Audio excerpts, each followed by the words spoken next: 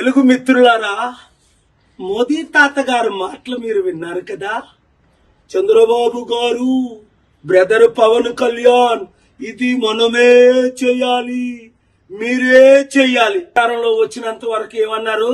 Special status ఇస్తాను, smart సిటీలు కడతాను, నల్లధనం తీసుకొస్తాను, అందరినీ శాంతిగా ఉంచుతాను, అద్భుతాలు చేస్తాను, డాలర్ రూపాయితో సమానం చేస్తాను, 20 కోట్ల ఉద్యోగాలు 10 సంవత్సరాలు ఇస్తాను.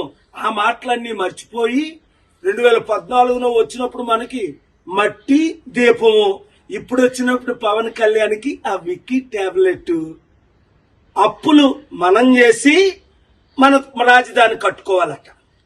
ఇప్పటికైనా బుద్ధి వచ్చిందా? మన డబ్బంతా తీసుకెళ్లి గుజరాత్కి అప్పచెప్తున్న లక్షల కోట్లు. మార్పు రావాలి.